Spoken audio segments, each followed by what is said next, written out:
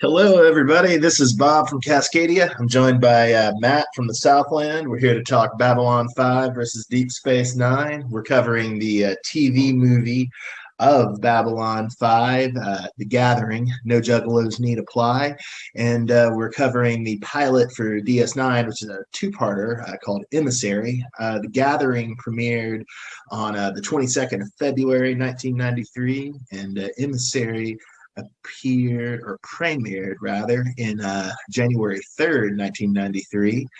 And we're going to go a few bits on Babylon 5, The Gathering. Then we'll cover a few bits on DS9 Emissary. Then we'll talk about both together, what they can kind of tell us about serialized TV, what they can tell us about the 90s, and what they can tell us about that micro genre of 90s sci-fi TV on a space station. All right. So before I throw it over to my good friend Matt, I'll give you a quick rundown of Babylon 5, The Gathering. It takes place on Babylon 5, which is a space station that's constructed as a neutral negotiation point. It's built to service mainly the five big empires in this region of the galaxy. So you've got the Minbari Federation, the Vorlon Empire, the Centauri Republic, the Earth Alliance, and the Narn regime. The Vorlon Empire is a mysterious and reclusive empire. The humans and the other species don't seem to really know very much at all about them. And they're sending their ambassador, who's the last ambassador of the five great powers, to arrive on Babylon 5. When he arrives, there's an assassination attempt that frames the commander of the station, Jeffrey Sinclair. And so Sinclair and his security chief, Michael Garibaldi, have to work to find the possibly undead assassin. Meanwhile, the station executive officer, Laurel Takashima, and the doctor, Ben Kyle, and the newly arrived telepath, Lyda Alexander, are working to save Kasha's life, despite their barriers of the lack of knowledge about Vorlon biology. And so, yeah, that's basically Babylon 5, The Gathering. What'd you make of it, Matt? Yeah, you pretty much summed it up exactly how I remember it. Really enjoyed the episode. Originally, when we started the podcast, you had mentioned that I could probably just skip the TV movie and go on into the regular series. After watching the first episode of the regular run and watching the pilot, I'm actually more impressed by the pilot. Some people would disagree with that, but I thoroughly enjoyed it. What do you think impressed you more about it? I like the way the characters are introduced is more straightforward, I think, in the TV movie. I really got into the whole mystery of who poisoned Kosh. That part kind of kept me wanting to watch more. Whereas with the first episode of the regular series, it's just, there wasn't really that mystery element to it necessarily. I will say that some of the acting was not as good. You can tell that's probably why a lot of these people didn't make it back to the regular run. Just to the TV movie. I did a little research on like their Wikipedia pages, and I mean the story as reported on Wikipedia seemed, and I think also on like the Project Babylon wiki, which is like the specialized Babylon 5 wiki, it seemed to be like the story there was more that the actors declined coming back for the show rather than they decided they weren't kind of up to snuff. But I mean, who knows? That could be. Yeah, we know that. We know what that. Yeah, we know what that really means. They were asked to resign. You know, like.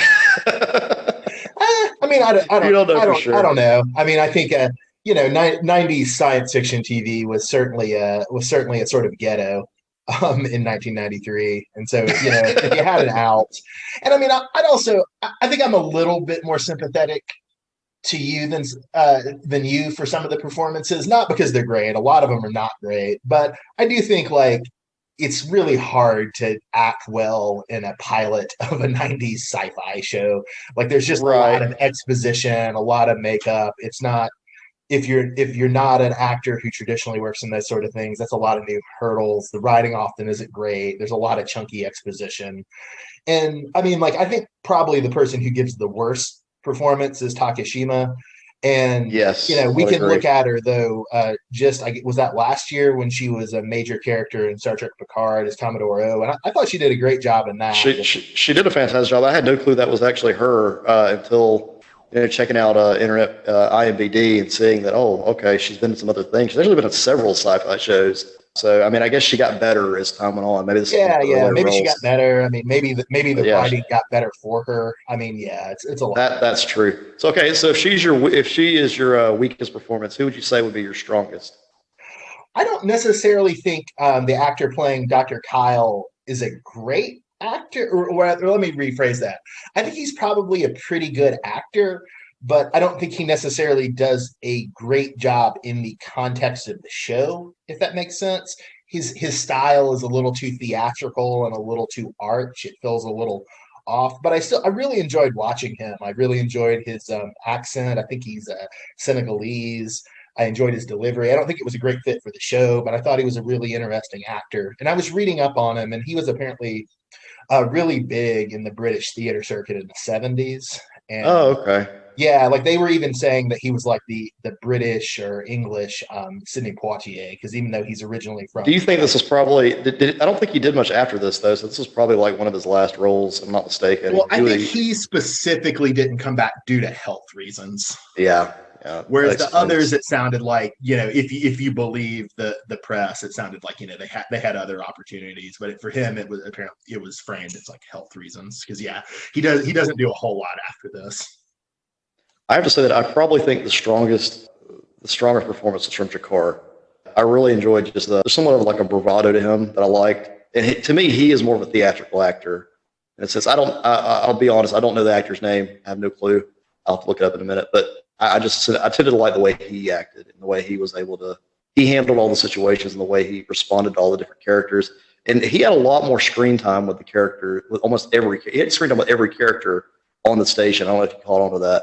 Yeah, yeah, I would say probably if you're Okay. if you're going to talk about like not just who I liked, but who I thought was best in context. I think you're right that you probably have to say Jakar, and also the actor playing Londo probably do the best job. Yes, yes, Yeah, Londo's really, yeah. I mean, yeah, he was he's a yeah. perfect fit for that. Especially Londo's monologues to Garibaldi about like the kind of fall from glory of the Centauri Republic, and how they're a tourist attraction. My God, man, open 9 to 5 Earth time. It's such good delivery. But Yeah, that said, I think it's like it's real. There's a really marked contrast between like the sort of awesome lines that Jakar and Wando get to deliver when you kind of compare like the sort of dreary plot heavy exposition that the actors playing Takashima and Kyle had to do. So in a way, it's almost a kind of unfair comparison. right. It's in the writing and the dialogue piece, correct? Yeah, you're 100% right there. So let's just kind of maybe talk about some of the plot elements that we wanted to point out, some things we Sure, sure. noted. Let's talk about the encounter with, after Kosh is poisoned, Kyle and Lita decide to, they have to get into the suit somehow to try to save him. And we notice that their faces are bathed in this light.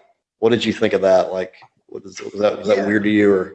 Well, my first thought was it was actually a ripoff of Pulp Fiction, which it Oh couldn't be, yeah, because Pulp Fiction comes a year later in 1994. But it's that motif of in Pulp Fiction, they open a box and then there's a glow up on John Travolta and Sam Jackson's faces as they look into the box, or in this case, a glow on Dr. Kyle and Lyda's faces. And yeah, it's a sort of interesting technique. It was also famously used in a 1950s film, Kiss Me Deadly.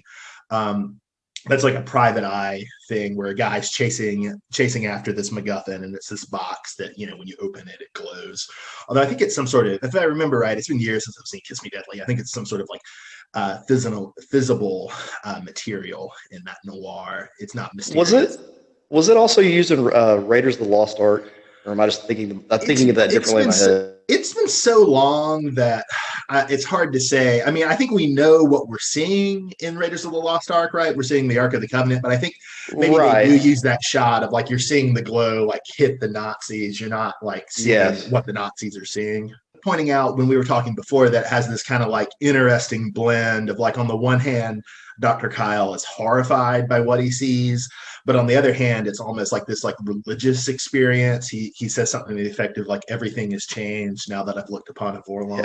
Yeah. Yeah. And then prior to that though, before they actually go into the suit, he's talking about if you look at a Vorlon without their suit on, it's like looking at Medusa. You'll turn to stone.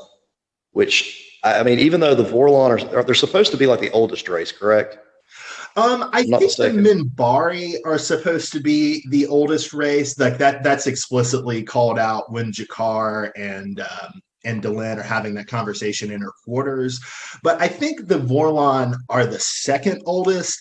I was trying to be very cautious because, as listeners may know, you've only seen a handful of season one, and I've only Yeah, I seen haven't seen much. yeah, Right. and I've only seen a handful of episodes into season two.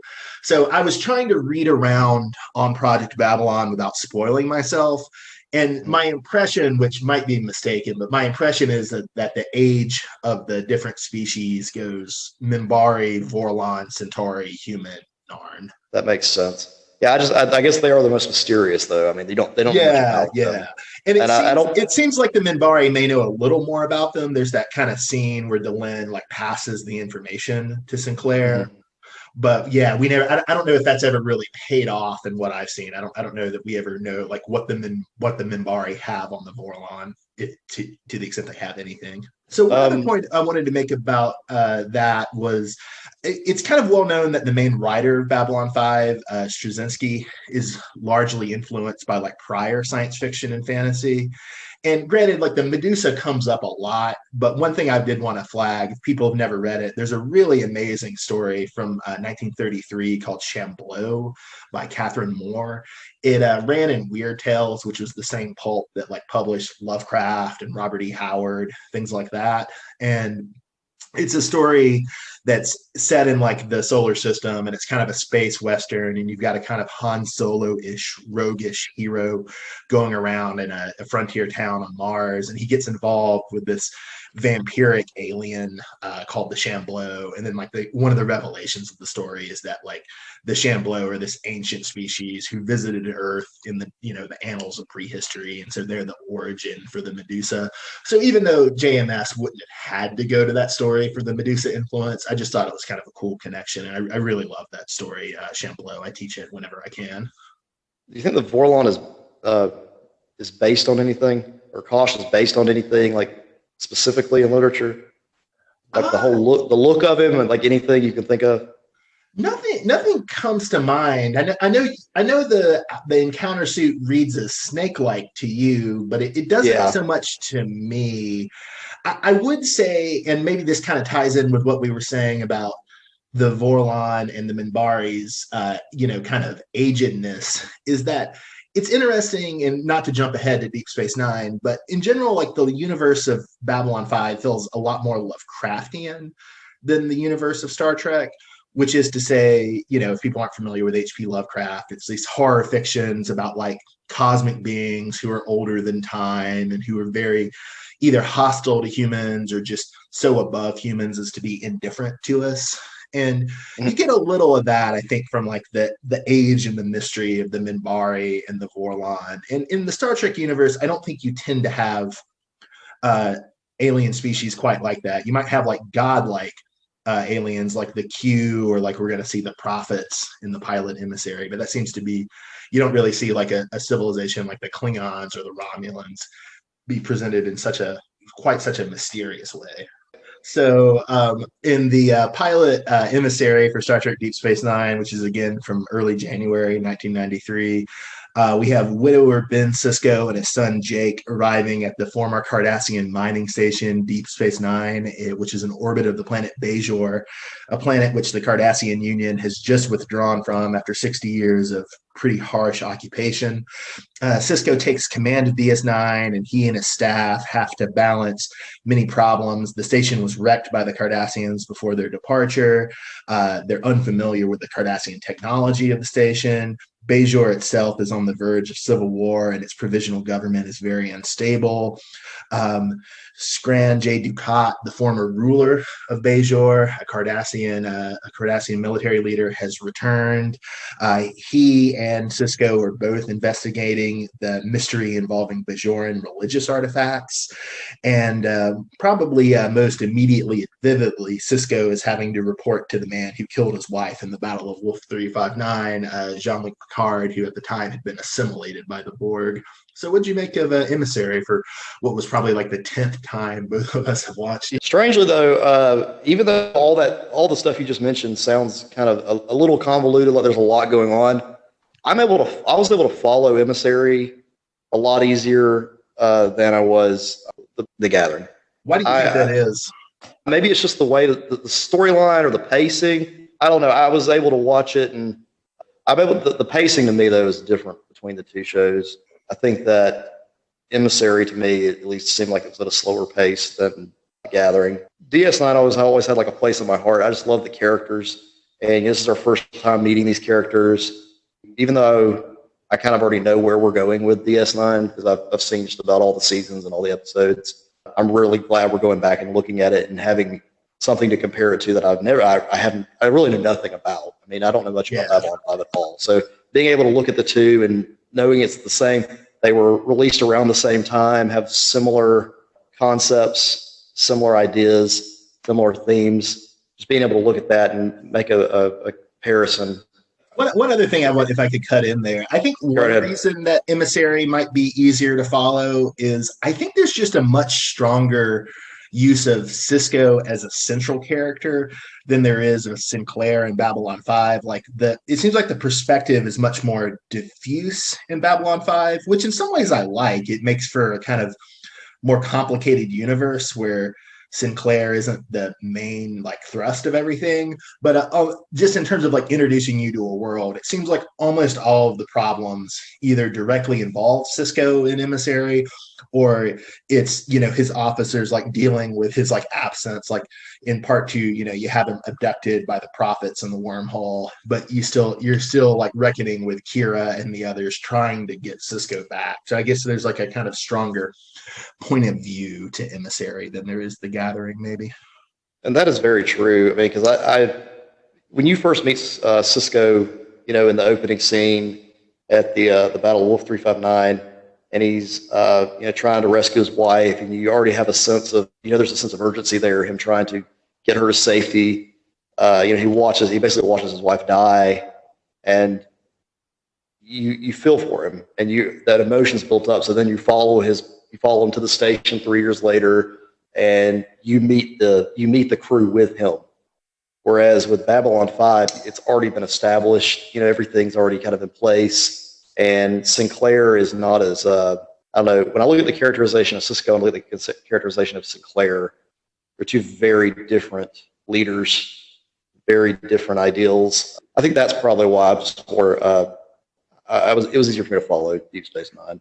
Yeah. And I mean, I don't think Avery Brooks gets quite enough credit. I think people will sometimes dog his acting, and you can kind of see reasons for that. And I think we'll see plenty as we keep watching DS9. Yes. He's still sure. He's just, the man does emotional scenes like nobody's business. I mean, it's kind of arch, but it's really something.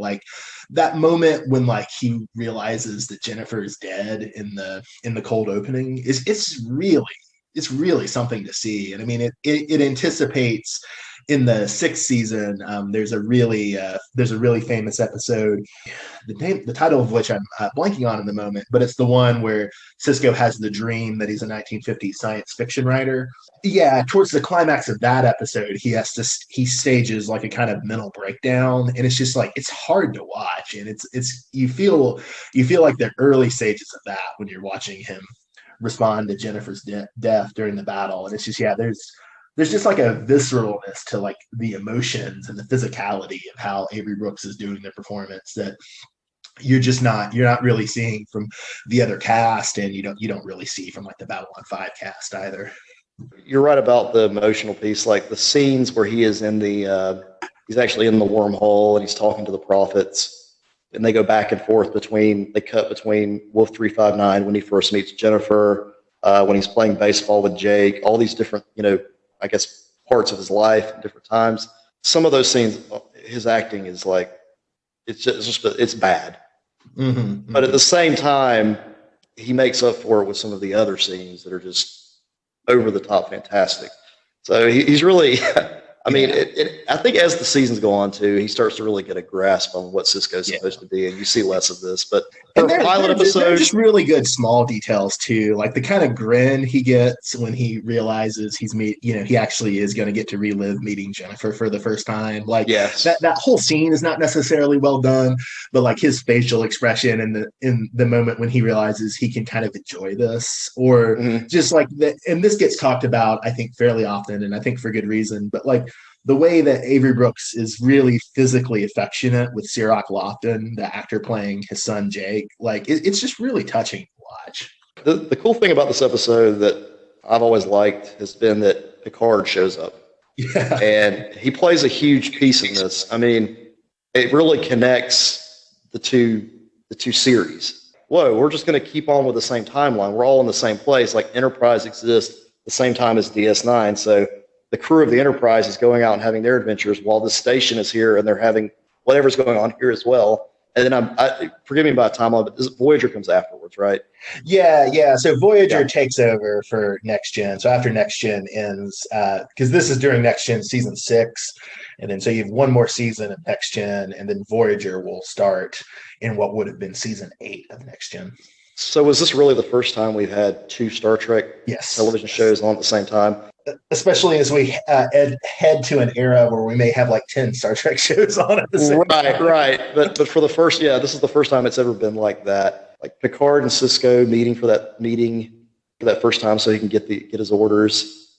Feel the tension in that room. You can feel Cisco. He wants so bad to like destroy Picard at that point, because he's really the man who killed his wife. I mean, he's the reason she's dead. And Picard's just kind of oblivious to it because I don't know how many memories he really has from when he was aboard, but I mean, he doesn't know. He specifically. Just 2 things I would say to tack on to that. One is, I think it's kind of notorious, especially in the early seasons of Next Gen, how much Patrick Stewart's acting like really overwhelms the rest of the Next Generation cast. And I mean, no shade on the Next Generation cast, but like Patrick Stewart's just such a, incredible classically trained actor. And you could see it going really poorly, like, doing this kind of like passing the baton moment, but, pitting this really great classically trained actor against Avery Brooks, who I think, was just most famous for doing like a detective series at this point. But like Avery Brooks really holds his own. He like really like, the hostility doesn't feel like petty or unforced, and he really feels like an equal to Picard in a way I don't think you could just take for granted that would happen if you cast Patrick Stewart against your new lead. So I just think that's a really amazing scene in that sense, that like both actors, even though they're very different styles and very different kind of emotional ranges, they just pull it off very well. And then the other scene with Picard is when he is saying goodbye to Chief O'Brien. And he's going to beam him down.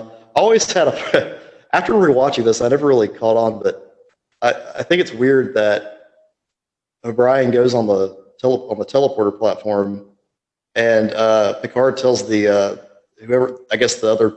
teleporter operator or whoever, tells them to leave so that he can do it himself.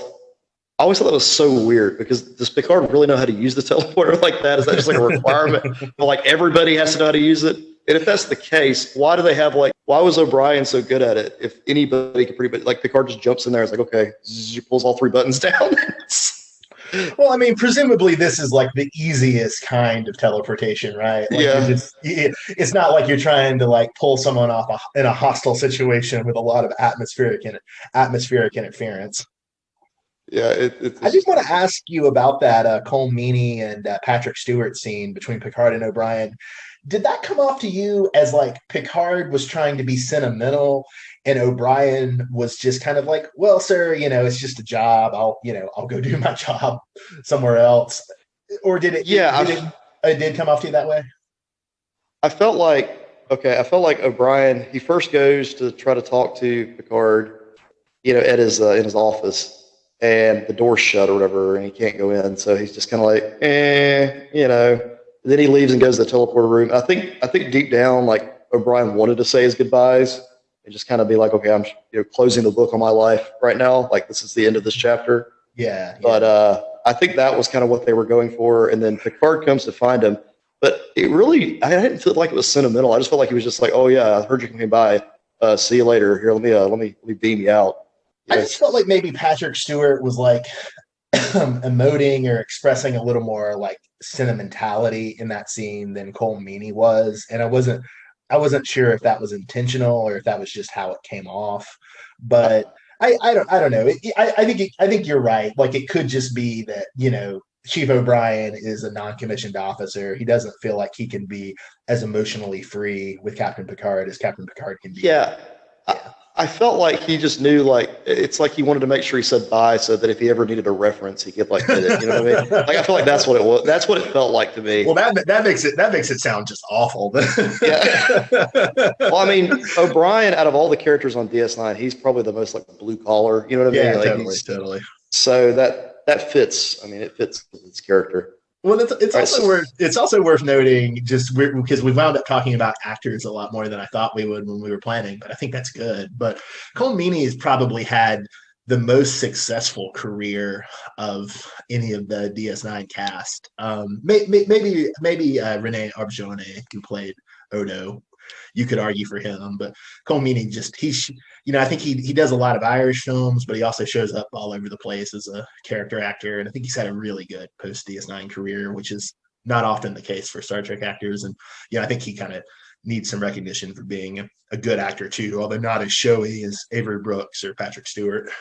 coming back to talking about characters. We're reintroduced to the Ferengi with DS9. Um, if you look at Quark, what's your take on the whole anti-Semitic type thing with dealing with Quark and the Ferengis? Like, what's your take on that? Yeah. So I don't have a strong opinion on it, but I mean, it's just worth noting that, like, I'm not sure if this was always the case in Next Generation, but with the Ferengi showed up. But in DS9, I think every talking Ferengi, I think, is played by a Jewish actor. And you could read with good justification, if you wanted, the Ferengi kind of characteristics and personalities as being very like extreme stereotypes of Jewish people and aspects of Jewish culture. And you could argue, I think, with some reason that you could even think of it as anti-Semitic, which again I'm not really weighing down one way or the other. Is it or is it not anti-Semitic? But I do think it's kind of interesting that I know you have a couple of Jewish writers at least on staff of DS9, and again, like mostly Jewish actors playing the Ferengi. And then you turned up an interesting quote from Armin Shimmerman, who plays Quark, about it, right? Right. Just in America, people ask, do the Ferengi represent Jews? In England, they're asked, do the Ferengi represent the Irish? In Australia, they ask, do the Ferengi represent the Chinese? The Ferengi represent the outcast. It's the person who lives among us that we don't fully understand.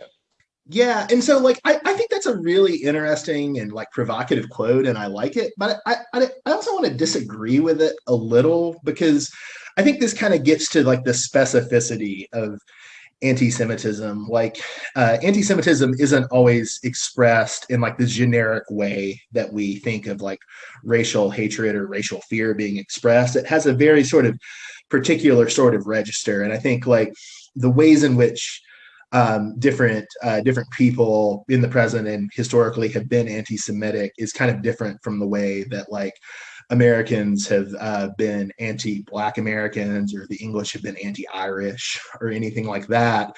And because there's certain stereotypes about the Jewish people as allegedly like the threat within.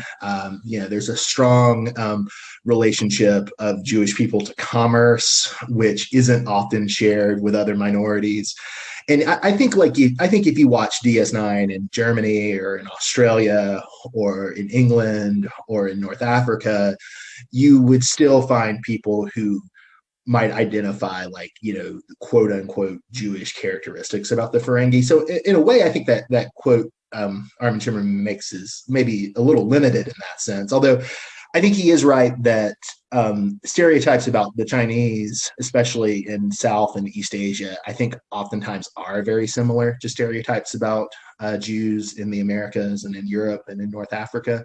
So I think you can make an interesting conversation about like anti-Chinese and anti-Semitic racism that can be that can be productive. I do think there's a lot to appreciate about the Ferengi performances, and like there is a really great moment when Cisco is trying to blackmail Quark into staying on the station, and Quark has a really great set of lines.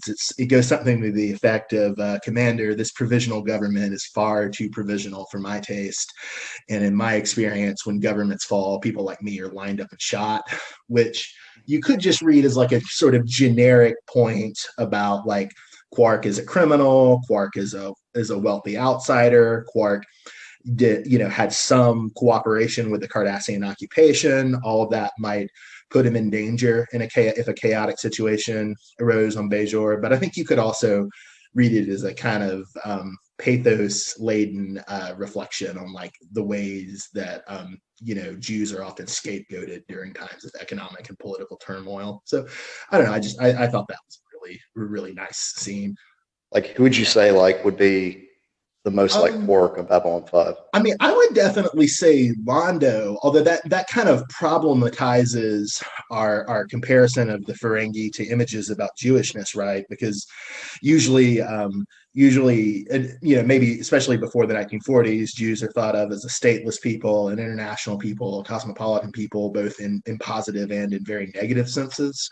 And Londo is still a representative of a galactic power, right? It's a galactic power that's like fallen on hard times. And so there's definitely like ways it's not a perfect comparison. Also, the fact, Quark, even though Odo describes Quark as a gambler, I don't think we see Quark actually gambling very often in DS9. We tend to see him. I don't see him do it at all. Like I don't know where that. I mean, he runs the establishment, but it's not. Yeah, he hosts it. I think there may be some minor episodes where he plays a game or something. I can't say that for sure, but definitely the focus is on Quark as a host, as a casino entrepreneur, whereas the focus in what I've seen about on Babylon 5 on Londo is very much Londo as a gambler, as this man of like broad sexual and alcoholic and gambling appetites, right? And so even though I think there's a lot of similarities, and they're kind of like in Quark and Londo's jovialness and their kind of openness about their appetites, and the fact that they're both very very clever characters. In other ways, there's some important differences. Did you want to weigh in more on that? Yeah, so since I haven't really seen too much Babylon 5, I mean, maybe do all the Centauri act like Londo? I mean, are they all kind of like have that? It's almost like buffoonish in a sense. It's hard to say because we see some other Centauri in what I've watched, and none are quite like Londo.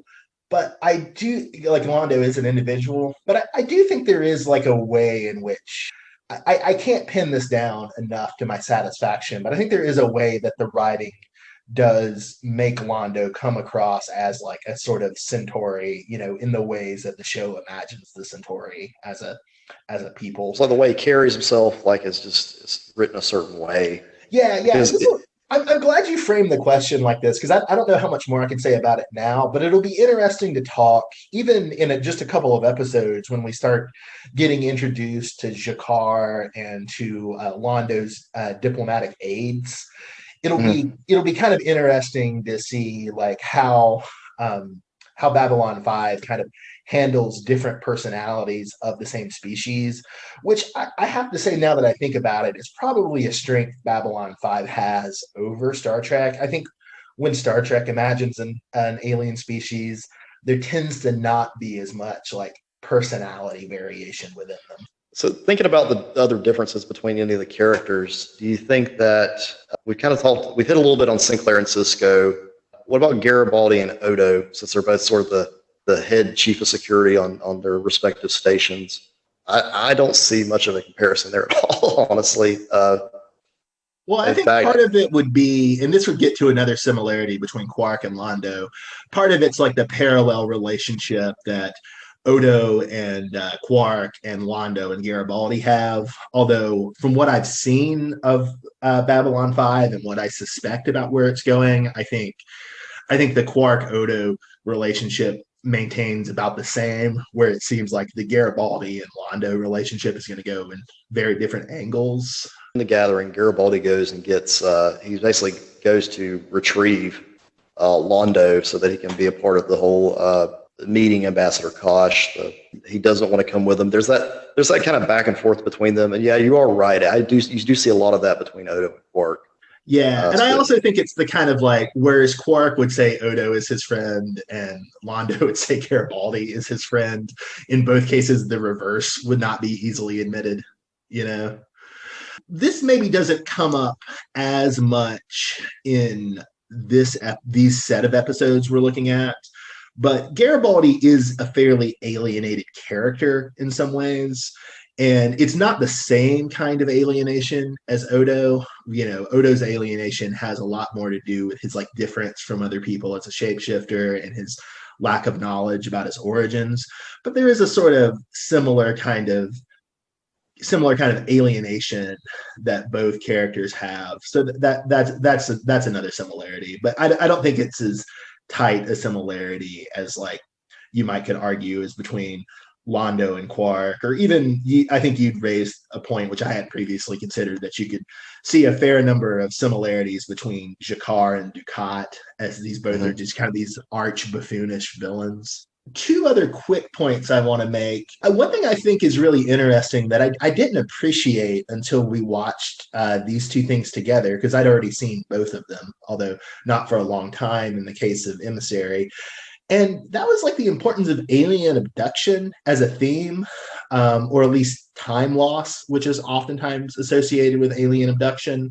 So you have Commander Sinclair, relates to his girlfriend about his experience on the Battle of the Line in the Earth-Minbari War and how he lost a whole day.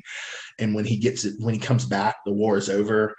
And then you have a similar sort of effect with Cisco getting kidnapped by the wormhole aliens or by the prophets. And even though it's not exactly the same sort of issue with time, Cisco is having to deal with a temporal issue. He's having to work through both the prophet's lack of understanding of linear time, and he's having to work through the fact that he's never let the death of his wife go. So that's sort of like, those are interesting comparison themes. And then it's even more interesting when you think about X-Files premiered several months after these two episodes in September 1993.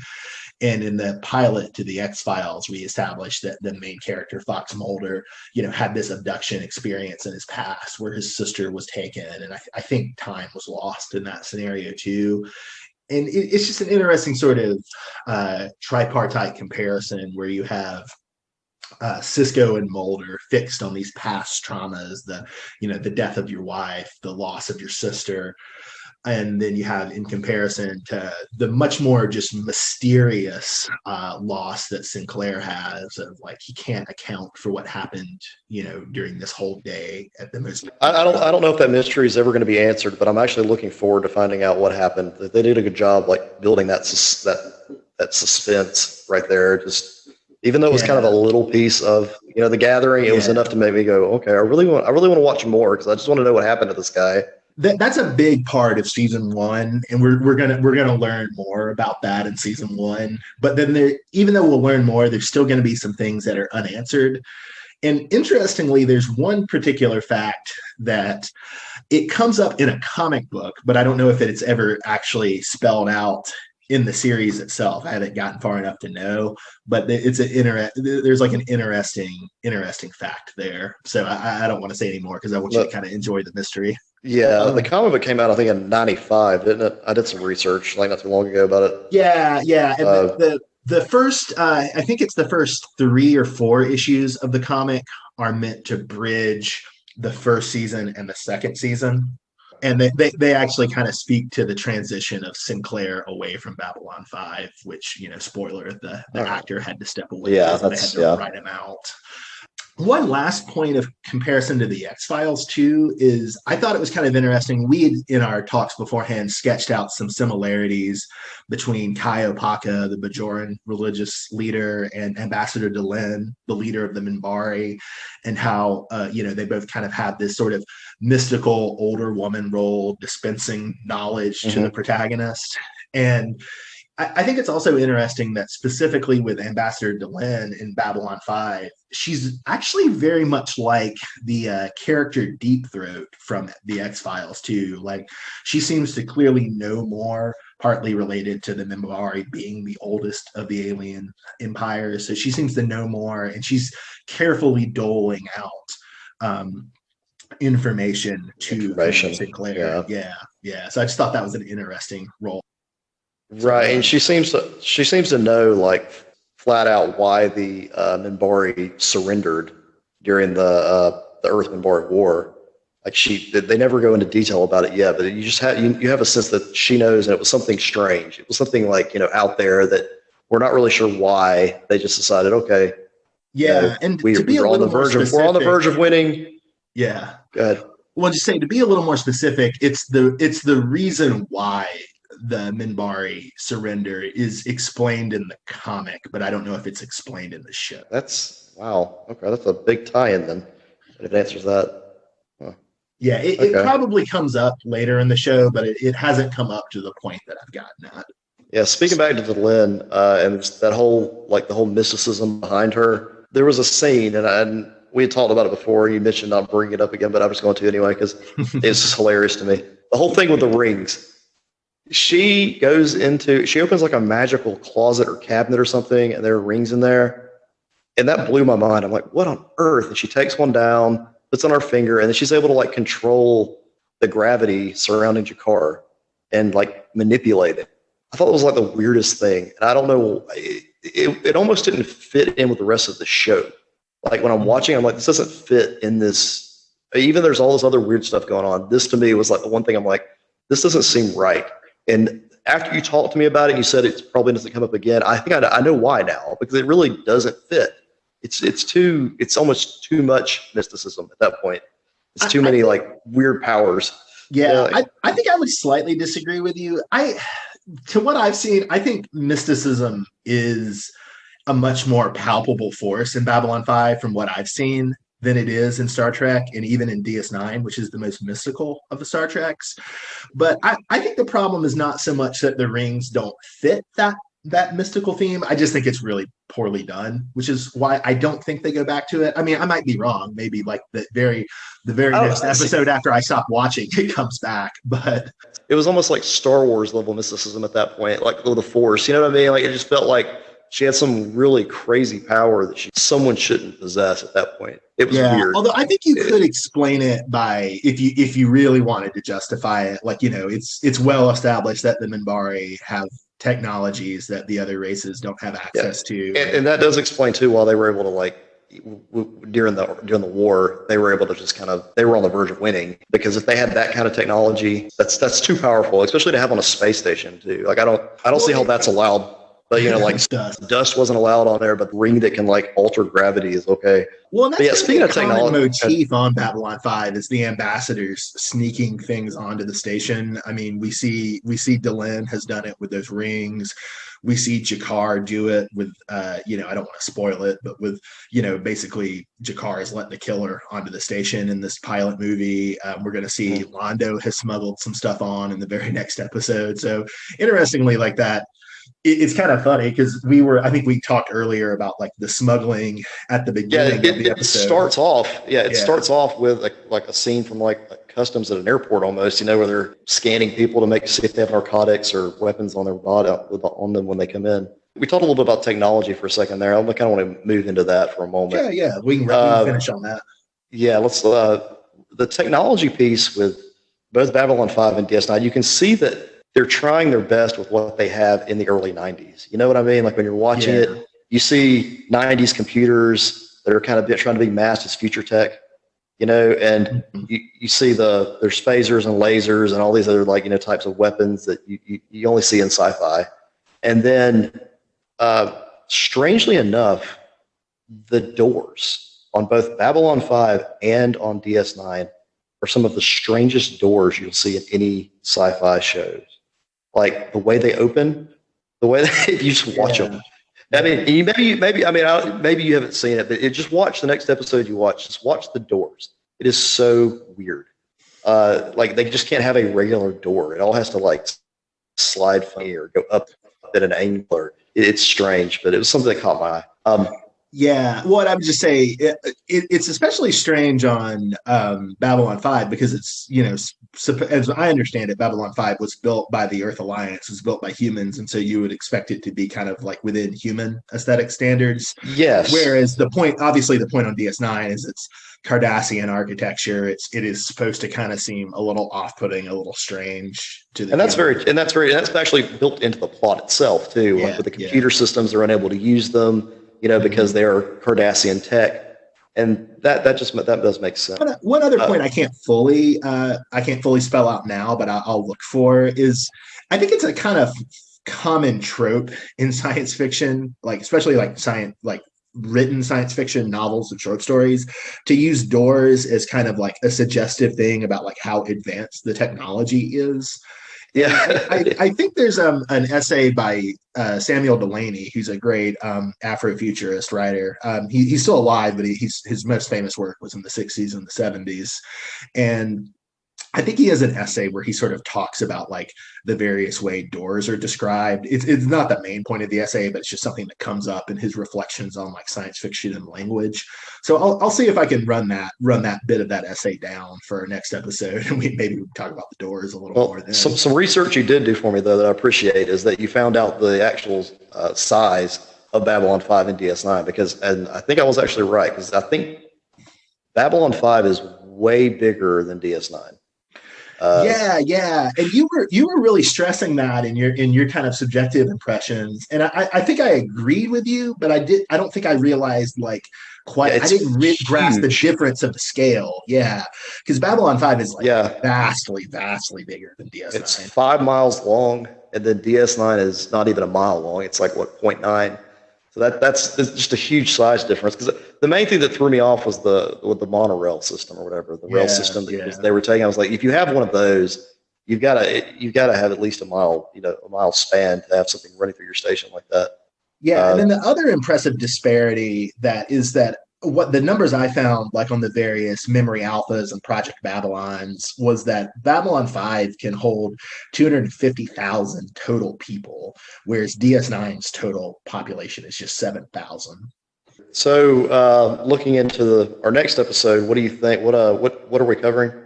So we're going to cover the first proper episode of Babylon 5, which is Midnight on the Firing Line, and then we're going to cover the third episode of Deep Space Nine, Season 1, Past Prologue, which introduces one of the best characters on DS9, Elam Garrick, the humble Cardassian tailor. So a lot to look forward to there. And I think the general outline of how we're going to go forward is we're going to try and hit select episodes of Season 1 and 2 of Deep Space Nine, and we're going to try and pair them with episodes from Season 1 of Babylon 5, and that way we'll finish Season 1 of Babylon 5 and Season 2 of DS9 at about the same time, and then we'll commence on Season 3 of DS9 and Season 2 of Babylon 5 at about the same time. We'll have a list up for folks to consult about what we'll do in the future. And what's the reasoning for that? I think the reasoning is partly just reasons of symmetry. There's, I think, about 40 more episodes of DS9 than Babylon 5. It's partially for reasons of quality. There's I'm thinking of some DS9 episodes that we probably don't need to. We don't really need to revisit Rumpelstiltskin or the if wishes were horses episode. Partly it's for reasons of plot structure, because I don't think it's going to match very well, but I do think that you're at a similar point at the start of Season 2 of Babylon 5 and the start of Season 3 of DS9, not a perfectly similar point, but you're at a broadly comparable point. So it's partly just for reasons of plot symmetry. And we'll see how long we keep the podcast going, but if it comes down to it, we'll finish Season 6 of DS9 and Season 5, the final season of Babylon 5 together. And then for the final season of Deep Space Nine, we can pair that with some of the TV movies and the spin-off show that had an aborted first season called Crusade. So that's kind of how we can move forward. Sounds good. Sounds good. I look forward to it. Yeah, really enjoying this. Looking forward to rejoining you and our listeners in a couple days and talking Midnight on the Firing Line and past as prologue. I'll see you then, Matt. All right. Till then, thanks.